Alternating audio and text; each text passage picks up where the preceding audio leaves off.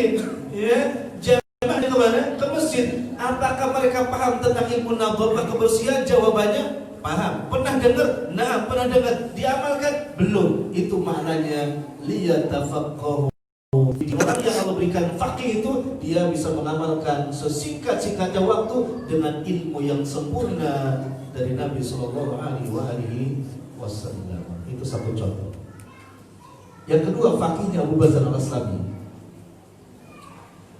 Beliau termasuk orang kaya dermawan. Susah kan, alim, faqih, kaya, dermawan. Kedermawan beliau, kata Al-Dhahabi, beliau kalau di pagi hari setiap hari berinfak dengan makanan sudah jadi syurbah. Apa syurbah itu? Syurbah itu kari yang terbuat dari bumbu kacang, bumbunya, dan isinya kambing, daging kambing. Harganya kalau di Abu Muhsin di sana itu 65. Dimakannya pakai roti kering, diremes gitu, masukin itu, masya Allah. Kalau habis ngaji gini enak loh. Syurbah namanya. Ya, itu deh kambingnya. Segini-gini persis, 65. Nah, beliau setiap hari dibagi 3 asnaf. Fakir, miskin, dan janda-janda tua. Setiap hari. Kaya, dermawan. Fakir gak kalau gitu, Pak? Fakir, ya. Paham tentang bagaimana dia punya rezeki, kemudian diinfakkan di jalan Allah Jalla wa'ala. Ini namanya dia tafaqquh fiddin, dan ini termasuk may yuridillahu bihi khairan yufaqihu fiddin. Yang ketiga, kata Ad-Dhahabi, yang luar biasa, Abu Bazzar Al-Aslami, ketika beliau ikut bersama Ali bin Abi Thalib ke Kufah, beliau selalu menjadi imam sholat subuh di Kufah. Apa yang dilakukan oleh Abu Bazzar Al-Aslami ketika Kufah? Beliau selalu kalau sholat subuhnya, rakaat pertama 100 ayat dan rakaat kedua 60 ayat sampai beliau wafat. Ketika di mana? Di Kufah bersama siapa? Ali bin Abi Thalib. Ternyata ketika antum selidik itu, Abu Bazzar Al-Aslami termasuk yang meriwayatkan hadis Nabi di dalam kitab Bulughul Maram dengan nomor hadis 166. Beliau yang meriwayatkan kalau Nabi sholat subuh itu rakaat pertama 100 ayat, rakaat kedua 60 ayat. Konsisten dalam sunnah Nabi SAW sampai wafat beliau jadi imam selalu 100 ayat yang pertama, 60 ayat yang kedua. Antum punya ustaz banyak, pernah gak imam sama ustaz antum yang kayak begitu? Ayo jujur, pernah? Ustaz antum 100 ayat rakaat pertama subuh, 60 ayat kedua, belum? Ternyata anak juga belum. Anak juga belum. Mau coba ngeri juga, Pak. Ya, ngeri apa? Kan gak kuat makmumnya. Bubar. Kecuali ada pesan ya. Ustaz tolong pagi ini minta nih mumpung libur 100 ayat pertama ya, 60 ayat yang kedua. Alhamdulillah. Di Kuba belum ada yang baca segitu. Bukan Ramadan, bukan Qiyam, tapi hari biasa. Ya Musab atau Ahad belum ya. Kalau coba-coba pesan sama imamnya kira-kira gimana? Ini fakihnya Abu Bazzar Al-Aslami dalam ittiba kepada siapa? Nabi SAW, karena beliau yang meriwayatkan hadis dalam Bulughul Maram tentang itu. Ini fakih, Pak. Berapa banyak ilmu yang kita pelajari? Berapa persen yang telah kita amalkan? Lalu bagaimana kita bisa berjumpa dengan siapa? Rabbul Alamin Azza wa Jalla, kalau nggak konsisten seperti itu. Moga-moga diberikan kemudahan untuk mengamalkan ini, insyaallah. Ini baru prolognya tentang bagaimana para thalabul ilmu itu supaya bukan hanya menuntut ilmu, tapi pahami betul masalah ilmu dengan sebaik-baiknya. Karena itulah kewajiban yang Allah perintahkan kepada kita di dalam surah Al-A'raf tadi 122. Karena kasih contoh satu lagi sebelum masuk. Ini mudah. Ada nanya ibu-ibu, kayaknya tadi masih ada ngobrol. Ibu-ibu tahu tukang sapunya Masjid Nabawi namanya siapa? Kenapa anak-anak ibu-ibu? Karena perempuan. Tahu ibu siapa? Kalau tahu mudah-mudahan besok bersama beliau di surga. Ada yang tahu ibu? Nanti panitia kasih hadiah. Hadiahnya udah dikasih minuman. Tukang sapunya di Masjid Nabawi pada kala itu Ummu Mahjan. Seorang ajuzah, nenek-nenek tua, yaitu Ummu Mahjan. Majhul juga dikenal. Nah, kenapa Ummu Mahjan memilih menjadi tukang sapu? Yang pertama, beliau karena sudah tua. Ini faqih sudah tua.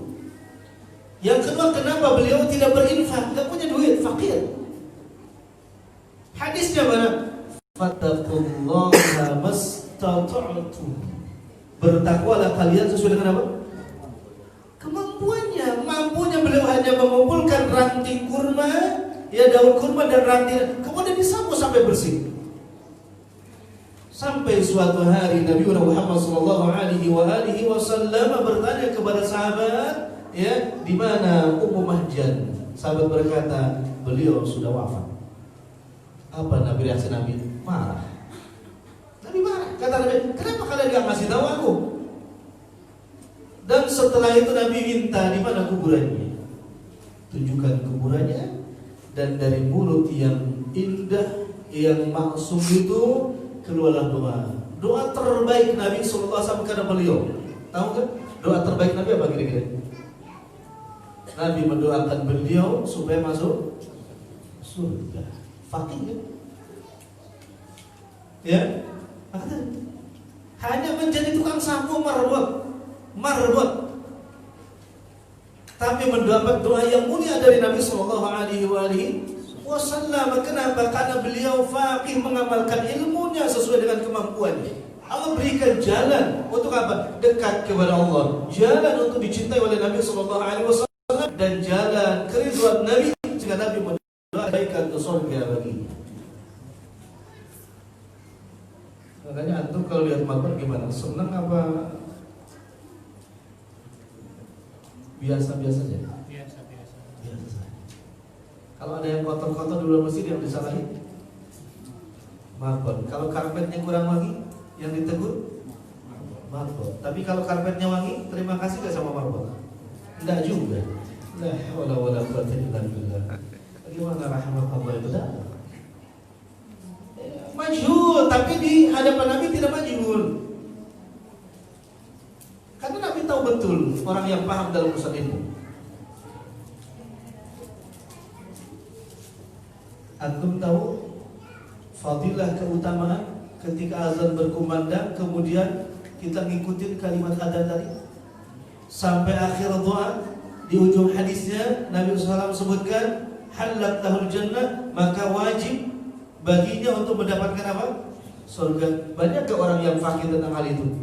Tahu gak ilmunya? Tahu. Tapi bagaimana ketika adzan berkumandang? Ngobrol adzan berkumandang, ngobrol sampai selesai ngobrol.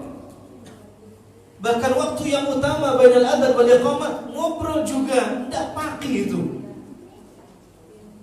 Allah gak menghendaki kebaikan baginya. Kenapa? Gak dipahamkan masalah agama. Masya Allah. Bukan di sini, di masjidnya. Kalau di sini insya Allah tertib semua. Alhamdulillah. Semua betul-betul menjadi kubahnya yang ada di Madinah. Insyaallah. Paling duluan masuk surganya pengurus sama imam-imam. Amin. Tapi boleh jadi juga marbotnya lebih duluan. Amin. Pengurusnya belakangan, 50 tahun bedanya.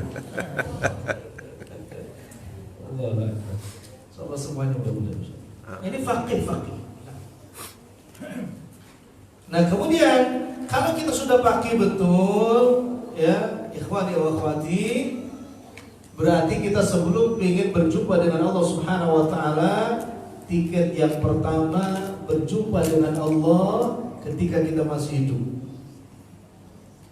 bukan dengan zatnya. Bukan dengan zatnya, tapi dengan apa? Dengan apanya? Kasih sayangnya. Berjumpa kita dengan kasih sayang Allah yang Allah berikan kepada kita luar biasa. Paham betul kita bahwa saya sudah berjumpa kapan? Inda sholat, di dalam sholat. Kapan? Inda tilawatil Quran, ketika membaca Quran. Kapan? Inda sholat. Kapan? Inda ta'lim. Orang yang paham betul semua kebaikan-kebaikan itu adalah dikehendaki Rabbul Alamin Allah Azza wa Jalla, maka melahirkan seseorang itu rindu, tenang, damai, roja dan khaufnya muncul di dalam jiwanya. Itu namanya ketenangan, kedamaian, karena sudah berjumpa dengan apa? Kasih sayang Allah di mana? Di dunia. Antum sudah menemukan kasih Allah di dunia? Bahkan Allah bilang kepada Nabi Muhammad SAW di dalam surah Ad-Duha, di antaranya Allah mengingatkan Nabi tentang nikmat yang Allah telah berikan kepada Nabi kita SAW. Berapa nikmat?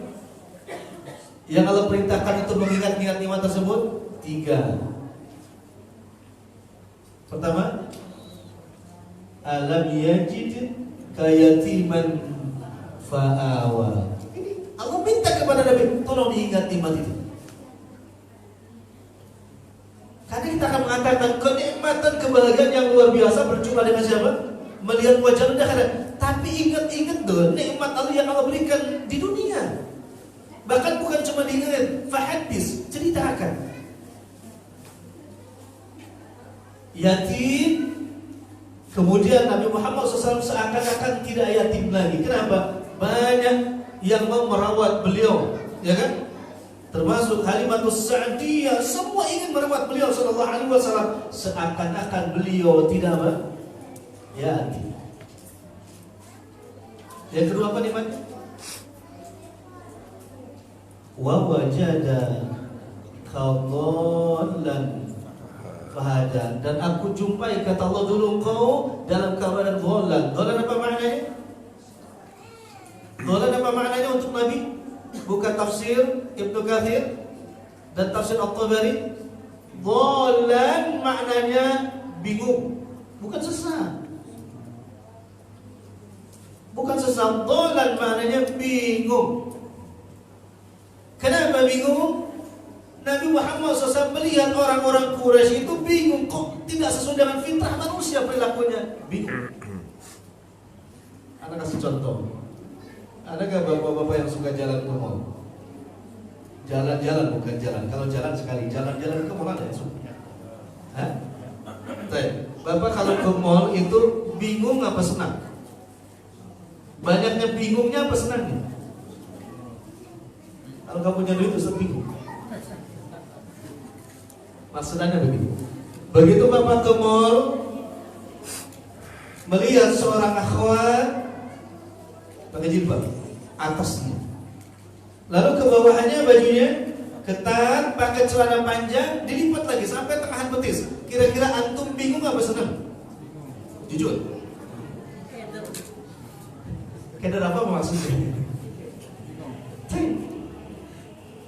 Fitrahnya orang yang beriman ketika melihat seperti itu mestinya dhalal, bingung. Kok Islam kayak seperti itu? Itu bukan fitrah Islam. Itu maknanya. Dan Allah berikan ilmu wahyu kepada Nabi Muhammad SAW. Islam itu bukan seperti itu. Bingung melihat orang-orang Quraisy itu. Bayangin, ada seorang perempuan Quraisy itu, Pak, kalau mau berzina pasang bendera. Bendera itu terlihat, ada berapa benderanya menunjukkan bahwa dia sudah ada laki-laki berapa di kamarnya. Kalau benderanya 7 berarti sudah ada laki-laki 7. Bingung gak kamu lihat gitu? Bingung, itu namanya apa? Dhalal. Nabi bingung, kok Islam, kok manusia kayak begitu? Ini kalau begitu binatang. Allah kasih wahyu, Allah kasih petunjuk. Pada Islam tuh bukan seperti itu. Jadi Nabi bukan sesat. Jadi antum-antum dan antuna kalau melihat kehidupan sekarang di akhir zaman yang sudah keluar dari Quran dan Sunnah, mestinya ketika kita keluar dalam keadaan apa? Bingung, kok kayak begini, ya? Berarti itu kan apa? Berittiba kepada Nabi Sallallahu Alaihi Wasallam. Bukan senang, bingung. Berarti kalau bingung tak lagi lama-lama. Sebentar. Yang ketiga nikmatnya apa? Wa wajadaka ilan fa'agnan. Aku jumpai engkau dulu dalam keadaan fakir. Maknanya di situ tidak memilih dunia. Fa'agna, kemudian aku cukupkan kau, tidak dikayakan. Fa'agna maknanya aku cukupkan kau. Kenapa? Karena Nabi tidak memilih dunia. Kan ayat berikutnya tentang akhirat. Walal akhiratu khairun laka minal ula. Bahkan wala sawfa yu'tika rabbuka fatarda. Ini tentang beliau nikmat. Dan kita sudah berjumpa ini dengan nikmat-nikmat Allah yang berikan kepada kita di dunia. Allah perintahkan fahaddis, ceritakan. Kata Syekh Abdul Rahman bin Nasir Al-Sa'di, fahaddis dua. Pertama, bil lisan, ucapkan alhamd.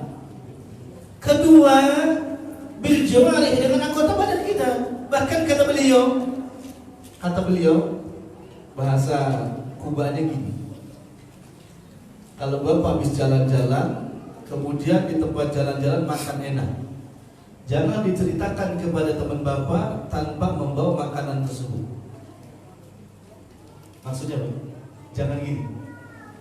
Tadi saya makan enak banget di sana. Luar biasa sambelnya, sampai saya keringetan. Tanpa Anda bawa itu, nggak boleh. Kata beliau, rahmatullah, kalau mau pahat di situ, bawa. Nih ada hadiah untuk antum sedikit. Masya Allah tadi anak udah makan di sana. Ini enak banget, silahkan makan. Itu yang benar. Pernah nggak begitu Pak? Atau cuma ngiming-ngimingi? Ini bukan wa'amma bin ni'matil rabbika, hadis cuma ngiming-ngimingi. Ayo hati-hati. Ini namanya kasih sayang Allah bagi orang fakir. Dan kita sudah berjumpa dengan nikmat-nikmat itu dan sudah luar biasa bahagianya. Bagaimana ya Nadrah melihat wajahnya Rabbul Alamin Allah Azza wa Jalla. Tapi harus paham dulu nikmatnya. Antum taklim kayak begini nikmat. Nikmatnya luar biasa ya. Nikmat yang paling luar biasa apa ketika taklim kayak begini Pak? Nikmat yang luar biasa ketika taklim sebenarnya apa kayak gitu? Ayo. Nikmatnya apa kira-kira? Loh, majalisul ilm, kata Nabi, hadis dari Abu Hurairah radhiyallahu anhu, ini termasuk apa?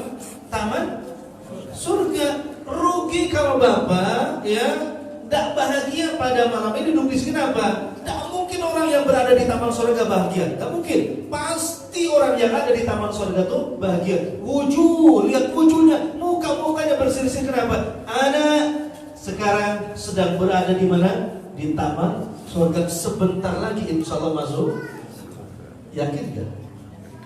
Kalau gak yakin aneh, karena hadis Nabi Sallallahu Alaihi Wasallam. Maka kalau ada yang ngaji, mukanya masih muram, mukanya kusut, ngantuk-ngantukan, antum di taman surga kayak begini, aneh itu. Kalau ada orang rame-rame tiba-tiba ada bukan golongannya apa namanya? Penyusup. Jadi ada penyusup di majlis ilmu ini. Kenapa? Kalau loyo, dia bilang Ustaz kan saya loyo karena punya utang. Kata Nabi, Khalid tinggalkan utang itu. Ingat ini taman surga. Datang ke majlis ilmu taman surga, doanya pasti dijawab. Asal ta'limna sesuai dengan adab-adab ta'lim yang diajarkan oleh Nabi Muhammad sallallahu alaihi wasallam, maka harus bahagia. Insyaallah. Jadi mukanya berseri-seri. Di surga ada yang mukanya kusut? Nanti Anda jelaskan. Nanti ada wujuhu yawma idzin nadhirah ila rabbiha nadhirah. Wujud berseri-seri. Kenapa melihat wujud wajahnya Rabbul Alamin? Tidak mungkin gak berseri-seri. Insyaallah ya. Usahakan di mana-mana di majlis ilmu, jangan ngantuk, jangan kusut, jangan ngobrol, jangan ngelamun. Kenapa? Itu bukan tipikal para penghuni surga. Penghuni surga itu punya utang segunung aja santai. Kamu siapa sahabat dulu yang banyak utangnya? Punya utang ini? Ali bin Abi Thalib itu pernah punya utang. Lalu larinya kemana? Ke masjid. Disamperin oleh Nabi, kenapa ada di situ jam segini gak biasanya? Karena punya utang. Lalu Nabi ajarkan sebuah doa yang bisa Allah ringankan untuk melunasi utang. Bacakan doanya apa enggak? Nggak usah lah, kan kamu punya utang. Kamu jangan bacain berarti punya utang. Pahami bahwa berjumpa dengan Allah di dunia maknanya berjumpa dengan nikmat-nikmatnya, dan nikmat itu wajib untuk dibicarakan, wajib untuk diceritakan. Wa amma bi ni'mati rabbika fahadits. Satu. Kedua, ketika Allah sudah memberikan berbagai nikmat kepada kita, maka jaga akidah kita, tidak boleh mengatakan tentang nikmat tersebut bosan. Apa? Contoh gini. Nanti lebih lengkapnya baca tafsir Ibnu Katsir ya. Gini. Pernah gak antum atau antuna ada yang ngajak makan? Yuk Pak makan. Apa menunya? Ayam bakar. Jawabannya, udah bosan gak makan ayam bakar? Pernah dengar kalimat itu? Pernah? Sudah bosan makan ayam? Hati-hati. Mulai hari ini, malam ini tidak boleh terucap lagi. Lihat tauhid rububiyahnya. Kalau ada mengatakan sudah bosan, maknanya sering atau jarang? Baik. Kalau katakan sudah bosan berarti sering. Kalau sering berarti betapa sayangnya Allah sampai terus menerus ngasih nikmat sampai dia bosan. Paham gak? Wajar gak kalau Allah terus menerus ngasih nikmat lalu kita katakan bosan? Pantas gak? Kufur nikmat dengan ucapan.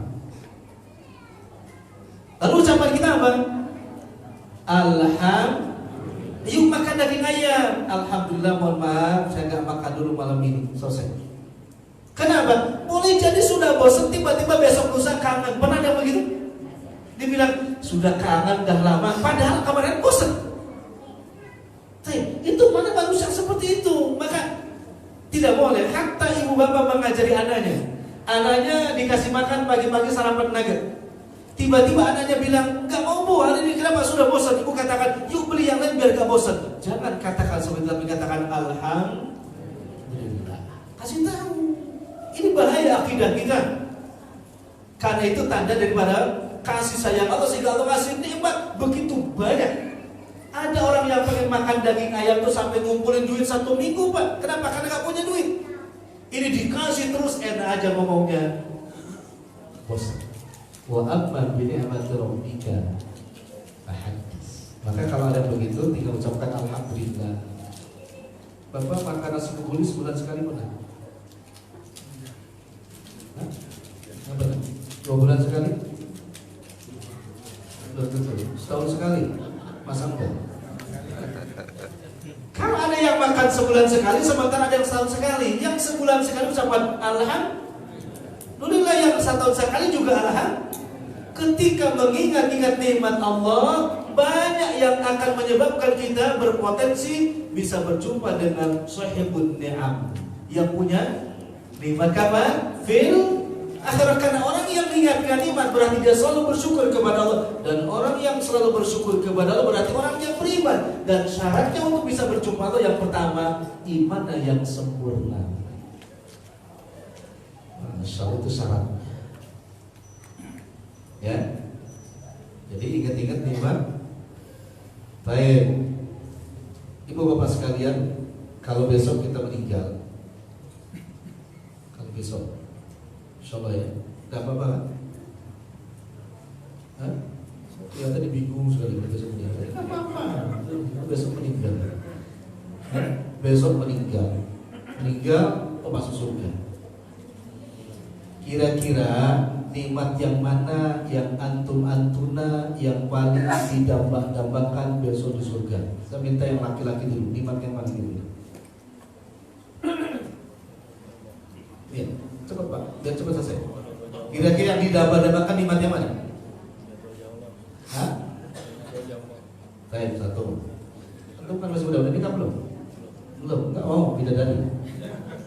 Insya Allah. Jadi apa? Allah dulu, bidadari dulu.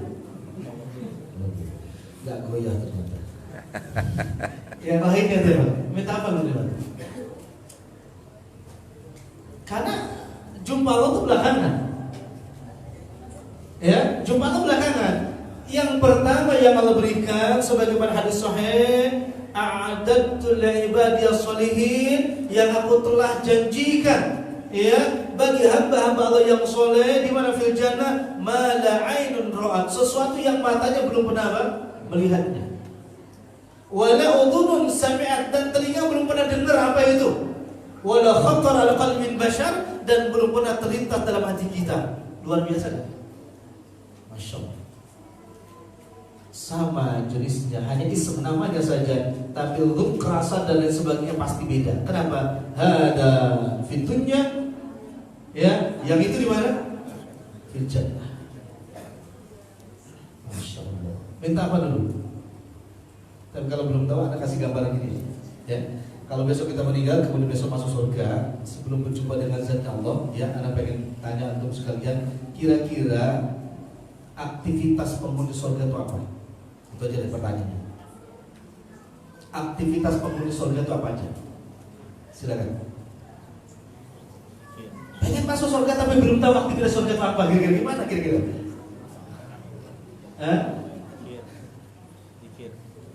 Dikir. Di surga diperintahkan juga. Di surga itu aktivitasnya cuma dua. Apa? Satu apa? Ya'kuluna wa yatamatta'un, makan-makan dan bersenang-senang, ada yang lain. Makan-makan dan bersenang, enak kira-kira kan? Di dunia banyak gak kerjaan kita? Tanya ibu-ibu kerjaannya di dunia berapa banyak, Bu? Pagi bangun tidur apa? Bangun tidur apa? Ya, setelah nyapu, setelah ngepel apa lagi? Iya, wah macam-macam. Capek apa enggak, Bu? Capek mana sama suami? Jujur, capek mana, ibu apa suami?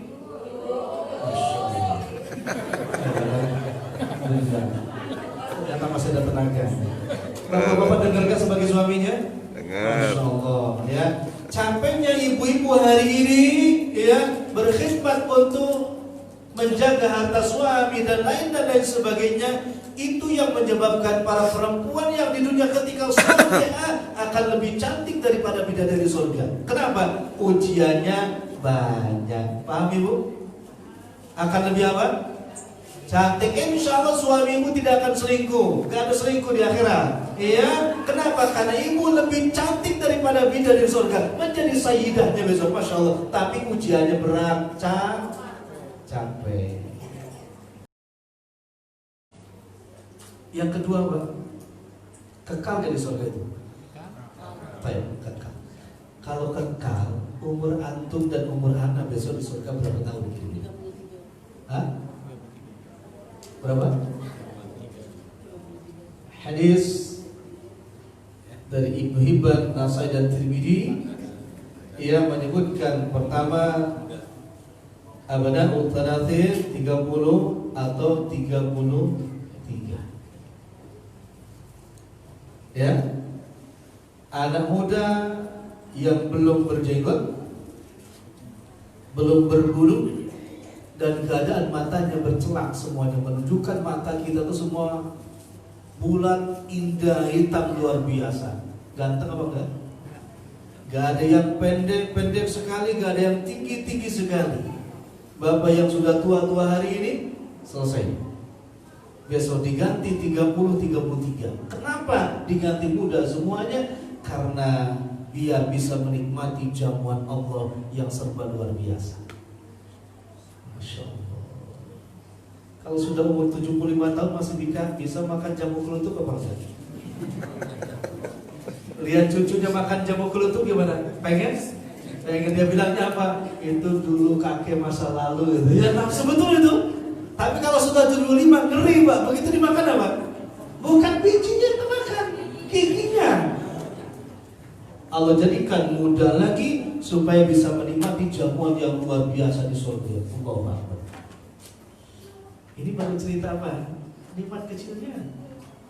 Ya, baru cerita nikmat kecilnya, masya Allah. Satu laki-laki nanti istrinya berapa? 7. 7 Pak. Gak mau nambah. 7 kalau umurnya 90 tahun gimana? Kuat? Enggak, tapi kalau umurnya 33. Masya Allah. Masya Allah. Ini luar biasa. Dan indahnya di dalam kitab Al-Bidayah wa Nihayah Imam Ibnu Katsir rahimahullah, itu ada di masyuq, pasar yang hanya dibuka yaumul Jumat. Hanya Jumat. Dan suami istri berjalan menuju pasar tersebut dan tertiup angin, dan Masya Allah itu menambah kegantengannya, kecantikan, dan dia saling bertanya. Istrinya bertanya pada suaminya, engkau makin ganteng saja. Suami juga bertanya kepada istrinya, engkau makin cantik saja. Masya Allah. Indah. Belum bertemu dengan siapa? Belum, baru cerita sebahagian kecil kenikmatan yang Allah berikan kepada kita. Ya Allah. Maka sampai Nabi katakan, kalau kita punya uban, kata Nabi, jangan dicabut, biarkan saja. Punya uban, semakin banyak ubannya luar biasa. Kenapa? Kadang-kadang orang punya uban malu. Malunya apa? Malu saya dibilangnya sudah tua. Memangnya kalau sudah tua kenapa? Ya, biarkan, kata Nabi. Kenapa? Karena dia akan menjadi cahaya pada hari kiamat. Berkata Imam Ibnu Qayyim rahimahullah,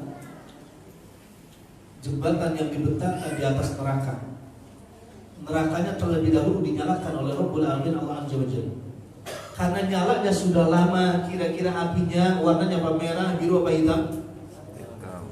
Nyalanya sudah lama, bukan merah dan biru, hitam. Kalau merah hitam warnanya, kira-kira di asatis itu terang apa gelap? Gelap karena hitam. Ya, dan salah satu uban itulah yang akan menerangi orang-orang yang lintas di atas sirat tersebut. Tetapi akidahnya dan tauhidnya benar. Jadi tidak ada mengandalkan uban. Alhamdulillah uban saya bagus, nanti bisa lewat enak, gak ke masjid gak ada masalah. Itu bahrun namanya. Ya, akidahnya bagus, tauhidnya bagus. Masya Allah, uban luar biasa, jangan dicabut. Boleh duduk bermesra dengan istri kita di rumah, pagi-pagi saling menyisir rambut, tafadhol silakan. Tapi kalau ada uban, biarkan. Insya Allah. Kayaknya antum belum pernah tuh di umur-umur sekarang saling menyisir rambut sama istri. Udah belum? Lalu Nabi kita sering menyisirnya, saling memberikan minyak wangi. Masya Allah. Kenapa kita belum? Apa istrinya gak mau? Lalu Ustaz dan kakek-kakek, ya Allah ya Rabbul Alamin, tidak masalah, hiburan. Hiburan kenapa? Sebentar lagi gak jadi kakek lagi, gak jadi nenek lagi, insya Allah. Nah, lalu Allah bertanya, setelah nikmatnya banyak itu bertanya, Masya Allah. Apa kata Allah di dalam hadis yang disebutkan oleh Nabi SAW? Idza dakhala ahlul jannah al-jannah qala yaqulu tabaraka wa ta'ala turiduna syai'an. Syaratnya itu. Idza dakhala ahlul jannah al-jannah, apabila para penghuni surga masuk surga. Kenapa kalimatnya idza dakhala ahlul jannah al-jannah? Karena asbabnya kita masuk surga itu beda-beda. Sesuai dengan apa? Amalnya masing-masing. Makanya babul jannah, pintu surga juga beda-beda. Ada yang lewat pintunya babus shadaqah, lewat pintu apa? Shadaqah. Ada yang lewat pintunya pintu sholatul lail. Ada yang lewat pintunya pintu saum Ramadan. Macam-macam pintunya. Tapi disebutkan kalau semuanya sudah masuk jannah, ahlul jannah, maka yaqul azza wa jalla, Allah jalla wa ala berfirman, turiduna syai'a, apakah kalian menghendaki sesuatu lagi daripada ini? Sudah makan enak, istrinya 7, buah-buahan kutufuha daniyah, dan semuanya dalam keadaan online. Ya, online. Kata dia kan begitu terlintas langsung ada online gak itu? Langsung ada. Bapak pengen apa ada. Bahkan kata Imam Ibnu Katsir rahimahullah dalam hadis riwayat Imam Muslim, anggur yang paling kecilnya di surga gitu nanti sebesar kepala anak bayi. Sebesar kepala anak bayi. Anggur. Anggur mana? Anggur mana? Dah ada. Anggurnya di akhirat. Bapak baru lihat semangka di Saudi aja sudah kaget. Di kita lihat semangkanya macamnya begitu aja, membosankan dilihat. Lihat di Saudi semangka besar banget Pak, garing banget, begitu aja tuh. Dan manis banget luar biasa. Udah aneh. Semangka di Taman Royal, bosan dilihatnya Pak. Lihat itu, nggak ada macamnya, tapi di surga luar biasa. Sampai pirosnya disebutkan. Kalau kita dulu pengen buah yang di atas agak tinggi, pirosnya naik. Buahnya di bawah, dia ke bawah. Masya Allah. Kemudian dilayani oleh para wildan, anak-anak kecil yang bertebaran laksana mutiara.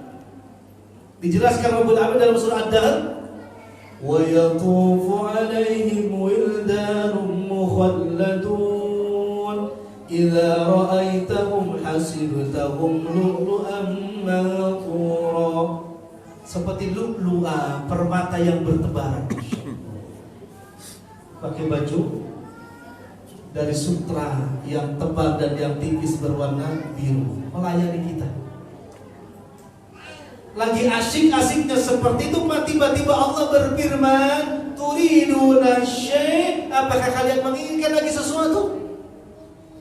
Dijawab oleh kita aja bahasanya supaya jadi doa. Fayaqul, berkatalah para penghuni surga, alam yubayyid wujuhana, bukankah kau telah memutihkan, memancarkan wujud muka kami tidak gelap lagi sebagaimana para penghuni neraka? Itu pun sudah nikmat. Yang terakhir kali dari kaum muslimin masuk surga siapa? Yang terakhir kali dari kaum muslimin yang ada imam sebesar di Zarah keluar dari neraka itu masuk surga. Siapa yang terakhir kali masuk surga? Jawabannya sederhana, yang terakhir kali keluar dari neraka, maka dia terakhir kali masuk surga. Fisiknya sudah menjadi arang, tembikar, gosong. Itu alam tubayyin wujuhana. Lalu Allah mandikan di ma'ul hayat. Dan Allah bertanya, merasakannkah sesuatu tentang azab di neraka? Dia katakan, la, aku tidak merasakan apa-apa. Itu belum dapat nikmat yang lain, baru dimandikan saja Pak. Ini dia berkata, bukankah mukaku yang tadi gelap sudah kau putihkan? Memang ada nikmat lagi yang lainnya. Wa nunajjina minan nar, dan kau telah selamatkan kami dari mana? Neraka. Dari neraka. Qul fayakshiful hijab, maka Allah berfirman, ketika Allah berfirman, terbukalah hijab. Apa itu hijab? Pembatas. Fama a'ta syai'an ahabba ilahi minan nadri ila rabbihim. Kata Rabbul Alamin Allah Azza wa Jalla, maka nikmat ini tidak aku berikan kepada siapapun. Nikmat yang ahab, lebih aku sukai dan kau pasti mencintainya, adalah kenikmatan yang luar biasa. Apa itu? Nadhr ila rabbihim, bisa melihat wajah Rabbul Alamin Allah Azza wa Jalla. Allahumma la tuhrimna ila nadhri wajhil karim. Semoga Allah tidak menghalangi kita bisa melihat wajahnya Rabbul Alamin. Ini nikmat yang luar biasa. Dan hadis ini banyak sekali tentang kebahagiaan yang luar biasa. Padahal sudah merasa bahagia mendapatkan nikmat surga, tapi tidak ada apa-apanya dibandingkan dengan nikmatnya melihat wajah Rabbul Alamin Allah Azza wa Jalla. Masya Allah. Ya, berat saya. Ya, semoga kita dimudahkan oleh Allah. Amin.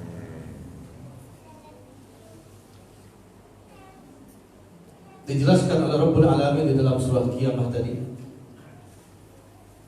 ayat ke 23,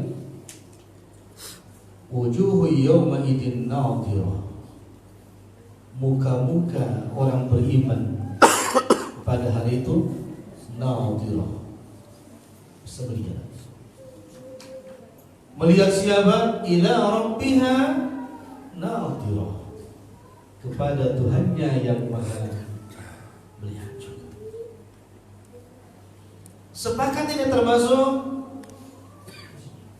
Ahlu Sunnah wal Jamaah menyepakati di sini bahwa suatu yang wajib diimani oleh Ahlu Sunnah wal Jamaah adalah meyakini bahwa kita bisa melihat wajah Rabbul Alamin yang tanpa hijab. Dan itu hanya diberikan kepada siapa? Orang-orang yang beriman dan bertakwa kepada Allah Subhanahu wa taala. Dilihat dalilnya di surah Yunus ayat ke-26.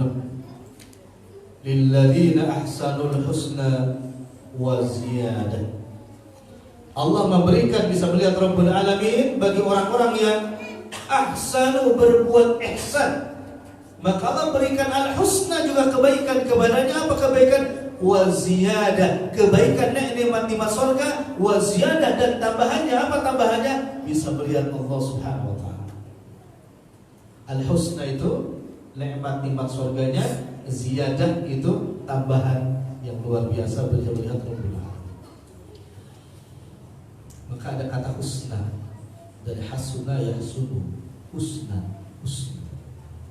Karena Allah semuanya isimnya namanya husna, al-asma al-husna, nama-nama yang maha baik, nama Rabbul Alamin.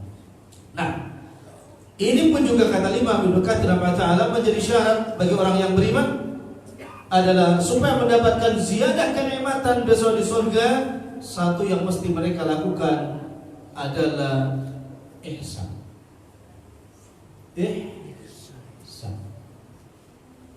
Ihsan itu cara mereka beribadah kepada Allah Subhanahu wa taala. An ta'budallaha ka'annaka tarah, fa in lam takun tarah fa innahu yarah. Maka sifatnya hasan, perilakunya ihsan. Karena dalam bahasa Arab itu ada beberapa makna. Setengah 9, sampai jam berapa? Jam 9? 9 tag ya, insyaallah. Bentar lagi. Husna itu juga terjemahannya baik, sama dengan kata thayyib. Thayyib juga baik, sama dengan soleh. Soleh juga baik, sama dengan khair. Khair juga baik. Bedanya di mana? Kalau bahasanya di Quran Al-Baqarah 168 ada kata thayyib, menunjukkan yang baik itu zatnya, fisiknya. Maka antum kalau ada nanya kifal hal, bagaimana kabarnya? Antum jawab alhamdulillah. Nah, kalau antum jawab thayyib berarti fisiknya sehat, tapi dalamannya, rohaninya sakit. Orang tahu kalau jawab thayyib berarti hanya fisiknya saja. Karena Allah ketika menyebutkan ya ayuhan nas kulu mimma fil ardi halalan thayyiba, thayyiba itu menunjukkan zatnya saja. Thayyib, baik. Ya, yang kedua, baik itu dalam bahasa Arab khair. Khair juga baik, tapi khair baik secara sifat dan sikap. Berarti fisik dan psikisnya memang baik. Maka yang tepat jawabannya ketika ditanya bagaimana kabarnya, kita jawab khair. Al-Imran 110. Kuntum khairu ummatin ukhrijat linnas. Kalimatnya khair. Yang ketiga soleh. Soleh juga maknanya baik. Ketika Allah menyebut orang-orang beriman termasuk mendapatkan masuk surga al-husna tadi, illa man taba wa amana wa amila amalan shalih. Dan yang keempat, husna. Ya, husna Al-Baqarah 201. Rabbana atina fid dunya hasanah. Hasanah itu husna. Kenapa hasanah pakai ta marbutah? Menunjukkan nikmat yang kita minta tuh banyak, bukan sedikit. Kalau banyak pakai ta marbutah, tapi kalau satu hasan saja. Maka Allah tahu, karena orang beriman tuh kalau minta sesuatu yang baik pasti banyak. Pakai ta marbutah, hasanah. Dan wa fil akhirati juga hasanah. Dan hasanah itu actionnya disebut ihsan. Nah, tadi ayatnya apa tadi? Allah akan memberikan ziyadah tambahan kepada lilladzina ahsanul husna, orang-orang yang berbuat ihsan maka mendapatkan al-husna. Ya, ihsan dulu baru dapat al-husna, setelah itu baru dapat ziyadah. Itu ihsan. Mudah-mudahan ihsan semua. Ada yang muji, gak ada yang muji, ada orang, gak ada orang, tetap aja kita urusan dengan Allah. Itu ihsan. Sampai ada contoh, ada seorang ustaz kembali bulan Ramadan curhat ke anak, ustaz, ada jamaah minta ketika anak imam minta lagunya syekh tertentu, dia sudah nyanggupin. Begitu sampai di mimbar di tempat imam, dia langsung tidak memenuhi permintaan dari jamaah tersebut, malah dia membaca dengan lagu yang biasa-biasa saja. Ini warak supaya apa? Kalau kita beramal karena manusia, apa jadinya? Beramal karena manusia, syirik. Beramal karena manusia, syirik. Beramal untuk dilihat manusia, riya. Dan ikhlas itu yang keluar dari kedua-duanya. Ini perkataan Al-Imam Ibnu Qayyim rahimahullah. Dan kalau dia tetap melayani permintaan jamaahnya, dialun-alunkan lagunya, berarti dia beramal karena pesanan siapa? Manusia. Maka sekarang ada aneh, kadang-kadang ada imam sholat tarawih 11 rakaat lagunya beda-beda. Hati-hati itu, lagunya beda-beda. Rakaat pertama lagu syekh ini, kedua syekh ini, ketiga syekh ini, masih sampai semuanya. Itu mau MTQ ya, atau mau jadi imam? Hati-hati Pak, jadi pengurus juga hati-hati kalau ada imam seperti itu. Ya, dia bukan dalam mengajari, bukan imam resmi, qiyamul lail. Hati-hati, demi siapa? Untuk siapa ibadahnya? Maka yang ihsan tadi keluar dari sifat seperti itu. Imam Ahmad rahimahullah ketika ngajar, Imam Ahmad itu suaranya bagus, tapi ketika ngajar dia langsung pura-pura zukam, pura-pura flu. Supaya apa? Karena orang-orang kalau mendengar dia suaranya sampai gak ngedip, kalau bahasa Sunda, saking enaknya gak ngedip mendengar suara Imam Ahmad, khawatir menjadi ria, beliau pura-pura flu. Kalau orang flu didengarnya enak apa enggak? Semangat apa gak dengar orang flu? Enggak semangat, tapi beliau sengaja khawatir apa? Ria. Ihsan apa bukan? Ihsan. Dan yang ihsan itu akan mendapatkan husna dan mendapatkan ziyadah tambahan, bisa melihat wajah Rabbul Alamin Allah Azza wa Jalla. Itu salah satu. Tapi saya kira cukup seperti itu dulu.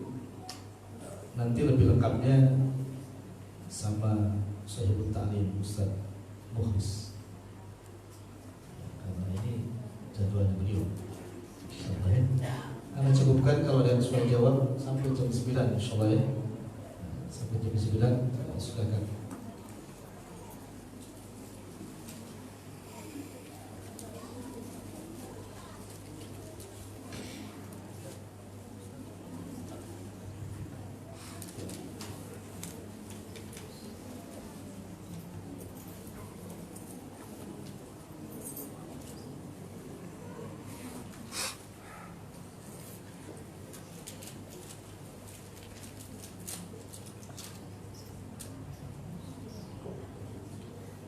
Assalamualaikum Ustaz, apakah jika baju omnya yang sudah meninggal dipakai untuk sholat oleh anak saya, apakah omnya dapat pahala?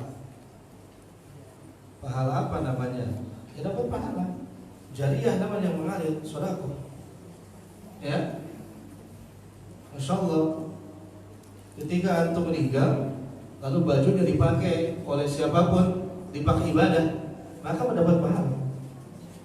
Selama baju itu dipakai ibadah, nggak ditaruh. Selama dipakai ibadah terus, pahalanya seperti apa? Pahalanya sesuai dengan apa yang mereka perbuat. Dipakai ngaji, mendapatkan pahala ngaji. Dipakai sholat, mendapatkan pahala sholat. Dipakai silaturahim, mendapatkan pahala silaturahim terus. Ya, Masya Allah. Makanya harus punya teman yang soleh yang banyak. Kalau kita meninggal tuh baju sarung diwariskan kepada orang-orang soleh. Kalau orang nggak soleh nanti dipakai nonton bioskop, dipakai main gaple segala macam, nggak dapat pahala sama sekali. Ya. Bahkan seorang ibu ditinggal oleh suaminya, kemudian di rumahnya dia adakan taklim ngaji bersama keluarganya, ya, maka duitnya yang dibeli duitnya dari suaminya beli rumah tersebut, yang sudah meninggal insya Allah mendapatkan pahala sebanyak orang yang ngaji di rumah ibu tersebut. Masya Allah ya. Allah Ta'ala alam. Silakan bila ada lebih baik.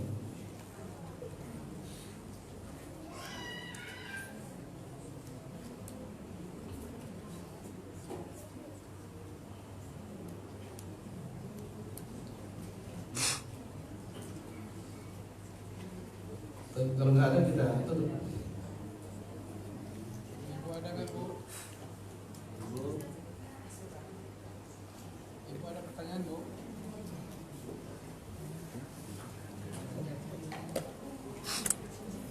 Ibu-ibu tanya Bu. Kertasnya mana?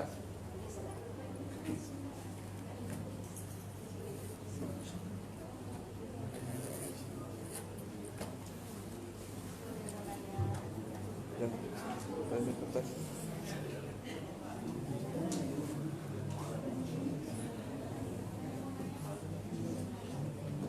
Ada Bu? Belum disiapkan. Oh, mic-nya tuh, mic-nya katanya mic-nya. Tuh mic-nya tuh. Ya. Ibu, maju Bu. Ibu.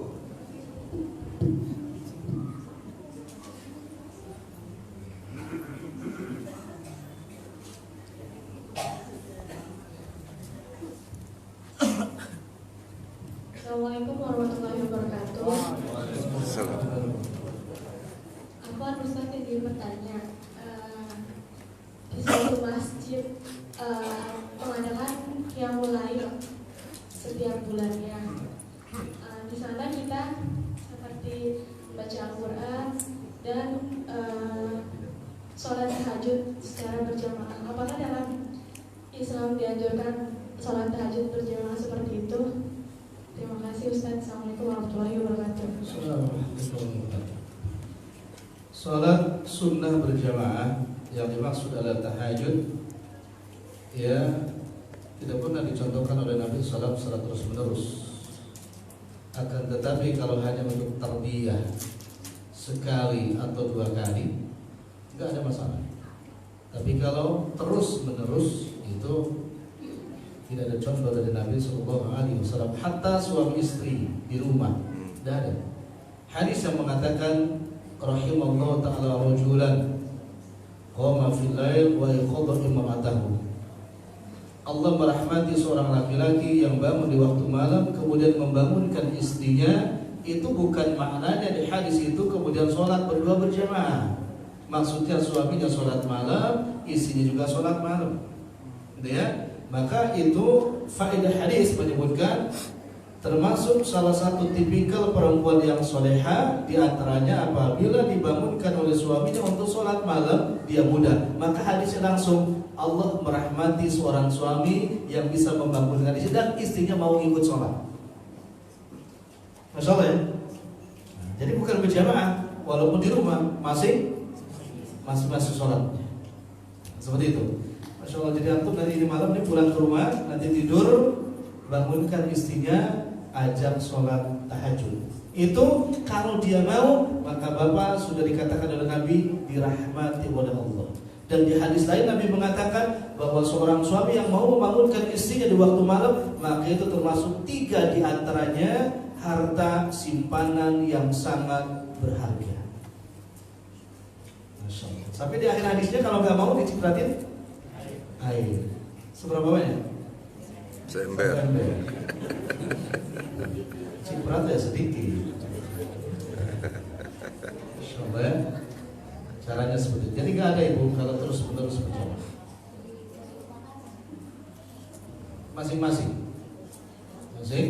Masih kecuali sholat tarawih. Jelas. Wallahu ta'ala. Masih ada bu. Ada lagi Bu? Bapak di samping. Ya Pak. Assalamualaikum warahmatullahi wabarakatuh. Waalaikumsalam warahmatullahi wabarakatuh. Bisa menanyakan, misalnya kebanyakan kan orang banyak punya baju, punya sepatu, punya tas, tapi tidak dipakai gitu, sebagai koleksi aja. Itu hukumnya gimana itu? Al-Imam Ad-Dahawi rahimahullah menyebutkan di dalam Al-Kabair, sesuatu harta yang di luar atau melebihi kebutuhan kita maka termasuk dosa besar. Maka baju cukup 5 lemari, 5 biji maksudnya. 5 itu cukup. Ya. Cukup. Dan itu harus dimanfaatkan. Kenapa? Bisa membeli itu harus bisa menikmatinya, menikmati bagian daripada syukur nikmat. Ya, punya rumah dirawat, merawat rumah syukur nikmat. Punya mobil dirawat, merawat mobil syukur nikmat. Punya motor dirawat, merawat motor syukur nikmat. Kalau dibiarkan saja tidak ada manfaat, tidak ada manfaatnya, dilaknat dan itu termasuk dosa besar. Maka kalau punya sebelum meninggal bagikan semuanya. Ya, Bapak punya baju 10, bagikan 5, cukup 5. Masya Allah ya, pilih yang bagus-bagus, kasih orang yang biasa dipakai. Karena harus sedekah yang bagus. Ya, terutama istri-istri bapak sekalian, tolong dicek nanti pulang ngaji dari sini berapa jilbabnya, berapa tasnya, gamisnya, sendalnya. Aneh juga kadang-kadang. Hari ini kalau kondangan sepatunya begini, ngaji begini, jalan-jalan begini, santai, bahkan ada sepatu santai begini. Di dunia tuh gak ada santai, akhi. Di dunia tuh masyghul, selalu sibuk. Sibuk apa? Sibuk berusaha untuk memperbanyak amal untuk akhirat. Tempatnya santai itu di mana? Di surga. Gak ada santai, jangan santai. Iya, termasuk dosa besar. Sedekahkan semua. Jangan nunggu tsunami dulu baru baju bekas keluar, layak pakai. Itu sengaja Allah kasih musibah supaya baju-baju yang layak pakai dikeluarkan. Tapi sedekah kayak begitu udah gak bernilai lagi, gitu ya. Yang bernilai itu ketika kita punya dan masih butuh dikeluarkan, itu luar biasa. Insya Allah. Allah Ta'ala. Cukup ya.